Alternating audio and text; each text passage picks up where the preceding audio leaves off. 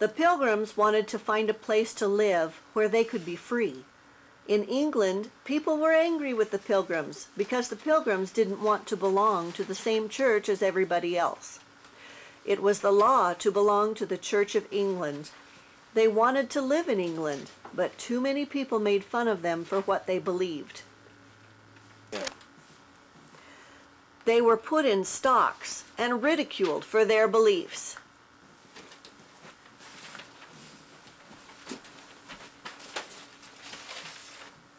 So the Pilgrims sadly sailed away to live in another country called Holland.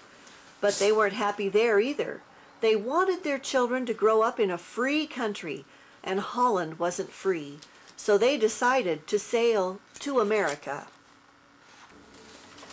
They began to pack their belongings. Whoa! Be careful. Where's that sweater?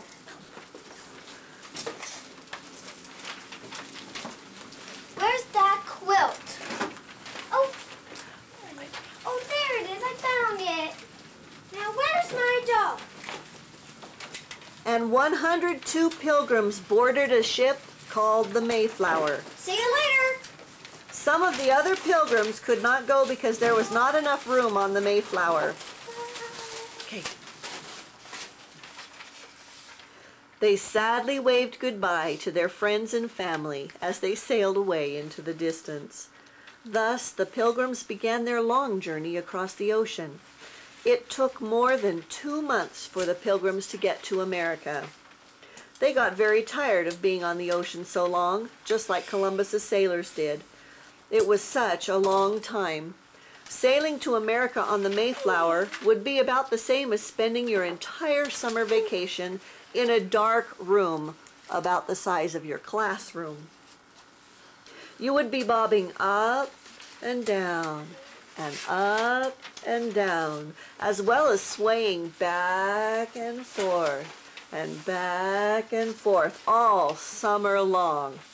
However, the Pilgrims were willing to sail all the way from England in that dark ship so they could come to America and be free. Finally, on one cold November day, land was sighted. Land ho! They were so thankful and grateful to have arrived. They all believed God had helped them to get to the new land safely, and they thanked God in prayers.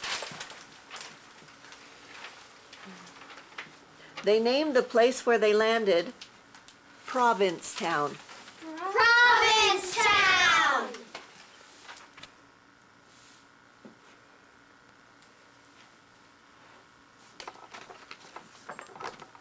Well,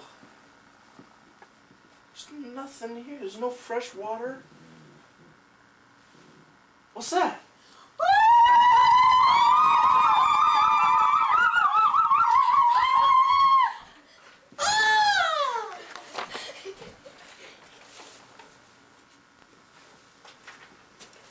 Later, some of the men got in a small boat to see if they could find a good place for the people to live. All the other pilgrims stayed on the Mayflower to wait. The little boat seemed like it was gone forever as they searched and waited.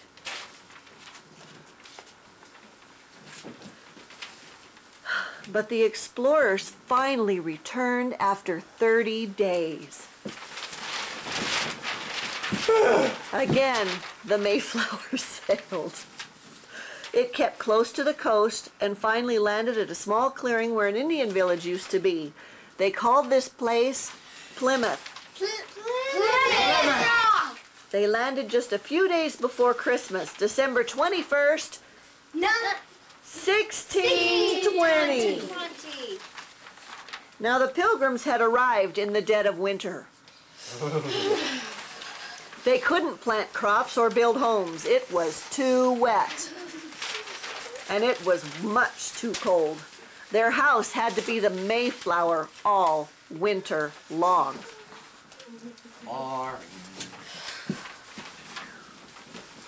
And their food was so poor that almost half of the Pilgrims died before spring.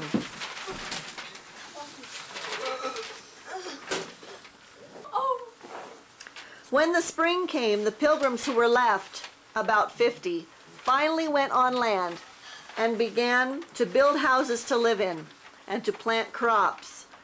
While the people were busily working one spring day, an old Indian came into their little camp.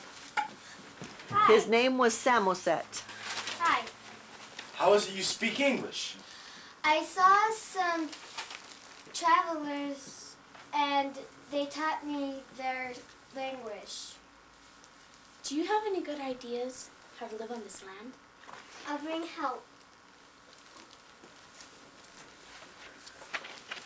2 weeks later, Samoset returned to the camp of the pilgrims with another Indian.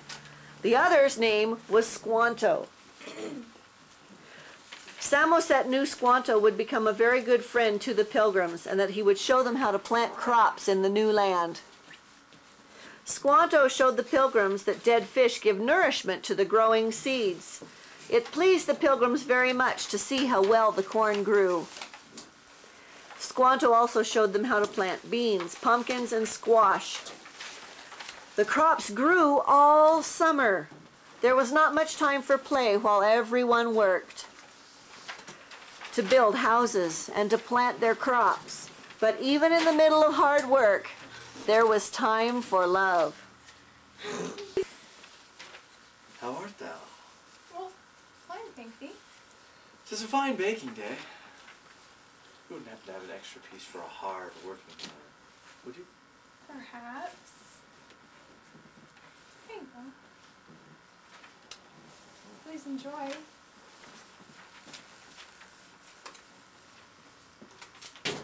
Greetings. Good day to you, sir. It's a fine baking day. I thought you might need more fuel. That was very thoughtful of you, Captain. Think nothing of it.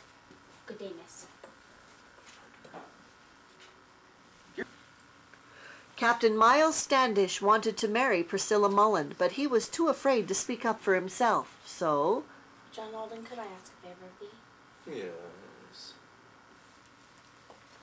Wouldst thou petition Priscilla to take my hand in marriage? John and Miles are good friends, but John also loves Priscilla. What will happen? Hi, John.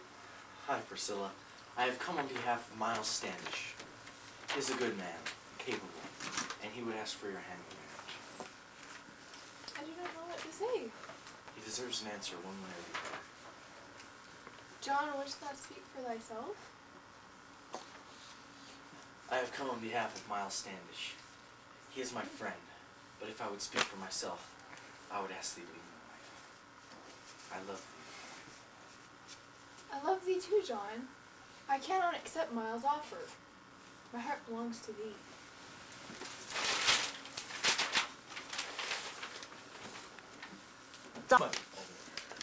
But when the days became cooler and shorter, the pilgrims knew winter would soon be coming. It was time to harvest the crops they had grown. They decided to have a feast of gratitude, a time of giving thanks. The friendly Indians brought deer meat, wild turkey, and many of their own crops for the feast with the pilgrims. The feast lasted for 3 days. The pilgrims had found their land of liberty. It was a joyful time, for now the people were free. Whoa,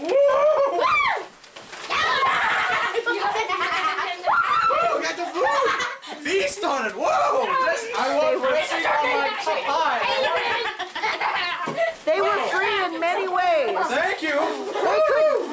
Oh, I get the pan. They could govern themselves as they chose and worship God as they pleased. They had food, shelter, and Indian friends.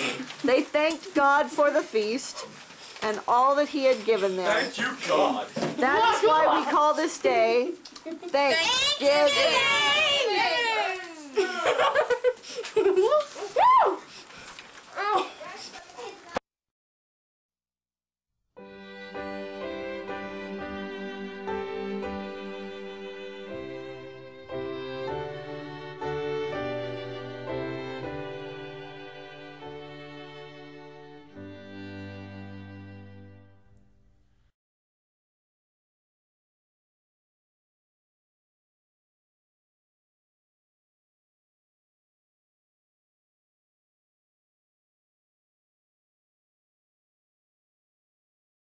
Emma, it works. Then what's wrong with the machine?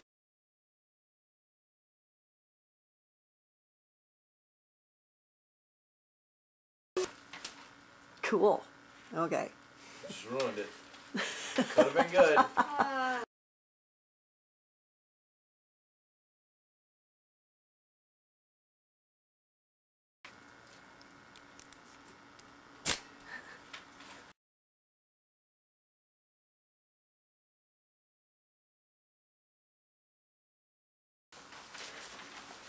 When the spring came, the pilgrims who were left, about 50, finally went on land and began to build houses to live in.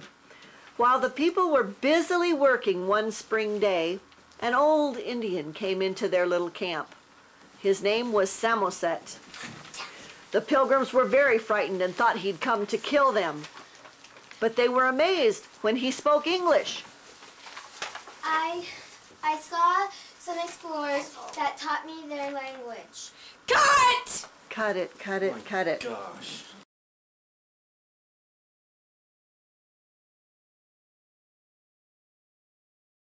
Excuse me, I'm picking seeds. Would you like to begin?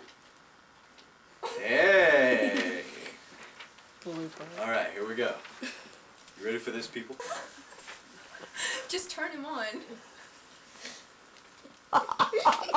Considering the fact that we didn't have recorded the sentence that he said, this is really bad. Okay. Now we're going to take this to my drama club. Are we prepared? Look at what I live with! Anyway. Okay, here we go. You ready for this?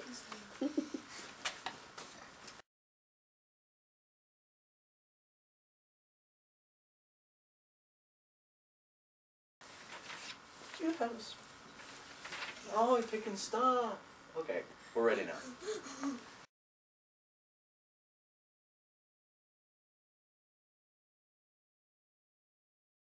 How art thou? Well, thank thee. 'Tis a fine baking day. Do you have an extra piece for a hard work? Perhaps. Here you go. Have a nice. Enjoy. Sorry. Nice. Enjoy it.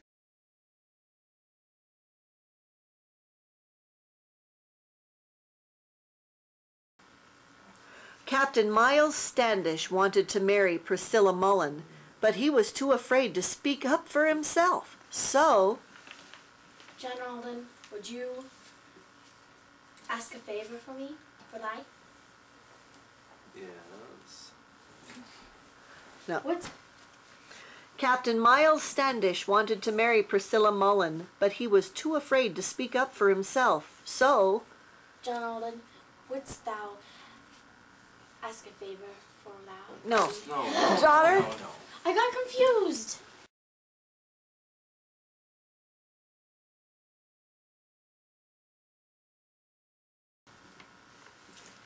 Priscilla, Hi, John. I have come on behalf of Miles Standish. He is a good man, capable, and he would have your hand in marriage.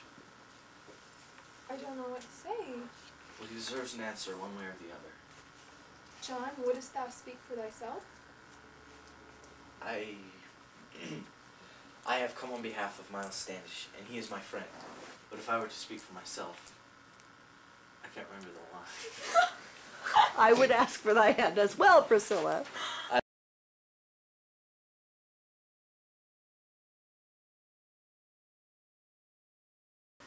taking this. May I I'm have a taking piece of this. bread? No, we're gonna leave that on the Thanksgiving table. Move.